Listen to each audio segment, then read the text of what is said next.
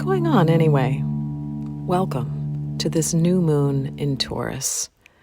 This is a new flower moon. It's May.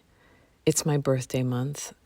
And I think I like it, but this birthday month I'm turning 50 and I feel a little unclear about celebrating it quite yet. And especially because it's sort of typically one that people say, this is the big one. I guess they're all big ones. Anyway, I don't know. What's going on in the month before you turn 50? I don't know, but I have a pretty clear idea about what I think about this new moon. We've really just arrived here together. The new moon just passed, and this is the morning of the new moon.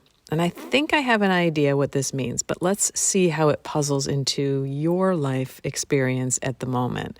I hope it's not just me, but if it's just me, here's a story for you. But first, welcome back. I'm Ann Headley. This is my podcast, What is Going On Anyway, where every 2 weeks I take a pulse, a feeling, sense of what does this 2 weeks have for us intuitively. I use the I Ching to also bring some ideas about how we can think about and proceed into these 2 weeks philosophically, anecdotally, and I share it with you here. Now, I'm afraid it might be a rather long-winded way of telling you what I think, and so I'll give you the short version. The short version of this new moon is, don't let go of hope. And now here's the long-winded way of saying that. We have all tried various things. And inside of that trying is a little seed of hope. And sometimes we lose, we fail, we give up. And there's something inside of that losing, failing, giving up, the grief of having to let go of outcomes. There's something in that seed that I'm talking about that is, it's worth trying again, even if we mostly fail. I think this new moon is about this. It's about trying again despite the futility of that very trying. This time you may find some success. Maybe not the success you wished for or the outcome you wished for, but I think this new moon has a promise of some unexpected treasure, some joy, some sense that when you're faced with a crossroads and the possibility of a thing going either way, just sometimes it does go your way. And that wonderful feeling is what we get these 2 weeks. That's what I think. I sort of challenge you to look for that place, that thing that went well.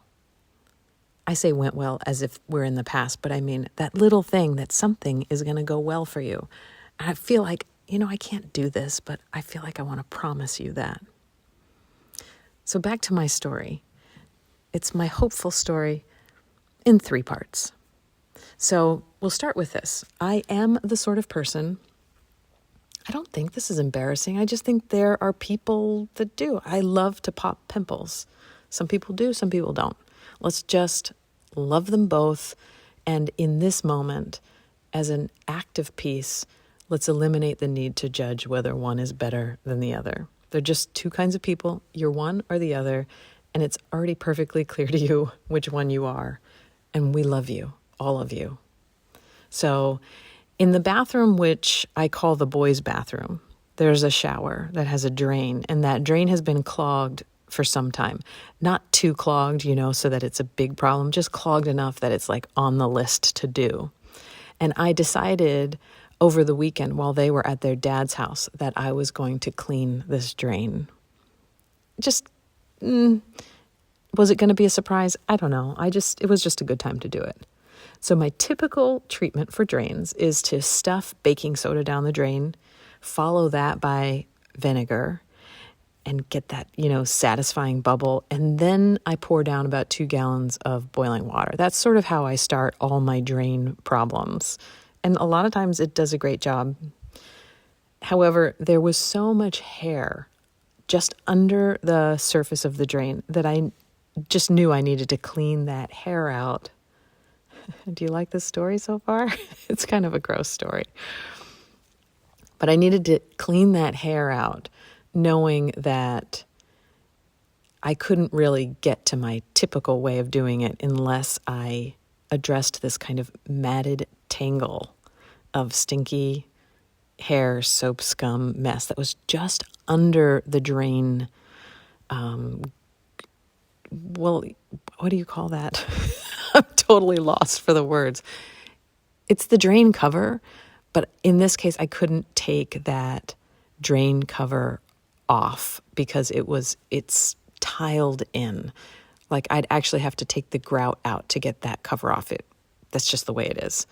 So I did a scavenger hunt for tools and found that I had this stainless steel dental tool with a hook. You know what that looks like? Kind of like a scraping tool. And that I could just put right through the hole and it would grab some of the mat of hair, and then I could pull it up just enough to grab it with these like scissor tweezers things and pull it through the drain holes. And it had that like satisfying, slow working, getting gunky stuff out of a hole that's like pimples. So I had to pull it through those drain holes, right? Because I couldn't remove the cover without having to re-grout the tiles. I didn't want to take that on. So I was using this to pull the hair up to the drain, using the tweezers to pull it the rest of the way through. And they're like scissor tweezers that lock. I'm sure there's a name for it. It's sort of this medical tool. So it felt like I was like in surgery. I had a light shining on it. I had this paper towel off to the side that I was collecting like the specimens of hair and soap scum. Totally disgusting, but deeply satisfying, slow work. And then all of a sudden my timer went off. It was time to go feed the lambs, which I don't know if did I even talk about that the last 2 weeks? Because they've been here that long, but we're collectively taking care of these lambs that need to be bottle fed, and we're all taking turns doing it, me and neighbors, the same neighbors that we do maple syruping with. Anyway, I left everything where it was, and the next day the boys returned, and I had all the gross hair and the tools and the lights. Everything was still in that shower. I hadn't finished that job. But the boys were back and we needed to get the shower working again. And Noah gave me his really excellent super flashlight so I could really see down the drain in a more focused way. And that was so perfect. So I was back at it, really getting into this mat and clearing it. And then he just sort of yelled to me from the side, "Don't lose your tool down the drain." The dental tool that I was using. I hadn't even thought of that before, that I might lose it down the drain. And I carried on, and then it was almost like a spell was cast over me, and I dropped the tool down the drain. And I couldn't believe it. It was like, oh no, that has complicated my problem, right? Now, you might be one of the few folks out there that remembers a poem from a few years back that I wrote about dropping my phone down a rock crevasse. I can link an audio in the poem in the show notes. It's too long for me to read right here. But I dropped my phone back then, and the basic story is I tried and tried and tried and tried and tried, and I just couldn't reach it. And I had to let it go. And that poem for me was about letting go of things you don't want to let go of. And I learned a lot about letting go by that experience and writing that poem and sharing that. And something in me learned another layer of letting go through that. So when I dropped the tool down the drain, I felt that again, that sense of loss. I might not be able to reach it. And it's almost like I wanted to practice letting go before I had even really tried. This is the part 2. I think part 1 is trying and trying to clear the drain. Now let's just go big with this symbolically. There are places in our lives where we've got things that are like clogged up drains, and we try and try. And let's not even say that we have things like clogged up drains. Let's just go straight to the trying. We've got trying and trying and trying in our lives, okay? So that's where we're at here. So I started to try and retrieve that tool that had dropped down the drain. Noah quick fashioned me a hook out of some wire, and I could reach down and grab it, but I couldn't bring it all the way up. And I tried for about 30 minutes and then decided I just wasn't going to get it. I could live with this tool down the drain, even though it might cause more clogs. Basically, I thought, it's going to be all right. I let it go. And I thought, well, I'm sort of becoming an expert at losing things down holes I think I'll never get back. In fact, I'm good at this. I can do this. So the next thing, I decided to just go ahead with the next step of the drain clearing and pour boiling water down. Even though I knew it could send the tool down towards the septic tank, the tool is replaceable and maybe it would be okay down there. I peered down after we poured the boiling water, and I could see the tool so clearly. The drain was clearer. The bottom where the drain took a curve was pooled with clear water. And before, it was like sort of a grayish, hairy puddle of water. So I tried one more time. I nearly gave up, thinking I was being foolish by trying so much to do this impossible thing, nearly impossible thing. Because you had to reach down, I had to reach down with the hook and hook the hooked end of the tool and pull it up without it falling off the hook. But it was at this angle that just made it not grab on very easily. So any little knocking knocked it off. But there was just this moment where everything went right. I slowly pulled it, like in one smooth, miraculous, it was almost like a dream. I just slowly pulled it all the way up and out. And it was that thing of, I knew it was possible and it worked. Way back when I dropped the phone, I knew it was possible and it didn't work. I grabbed it and had it halfway up before it dropped down again with the phone. And I don't know why sometimes things work and sometimes things don't. But I'm telling you this story because I think this new moon, this time, something is going to work out for you like it did for me with the dental tool down the drain, something that you've experienced failing in the past. And that's part 3 of the story, the gift, the unexpected outcome working out for you. Now, I cannot guarantee that it will be as exciting as dropping a dental tool down a stinky hole and getting it back again, but you might be that lucky. I hope you are that lucky. This time, you have to be ready to let go, almost expect to let go, and that's good because we've been practicing. I've been practicing, you've been practicing letting goes. But inside of that practicing of letting go, we cannot, this is what I'm feeling so strongly, we cannot let go of the trying for what you want. We still have to try just as diligently as we need to for the success that we know is possible. So I think what I'm saying is don't give up. Don't give up. Don't give up. Let's see what the I Ching has to say about this. So, I Ching, what would you have me and us know about this new moon, and what will be of the most benefit for us to understand and keep in mind? So we get hexagram 30 moving to hexagram 62.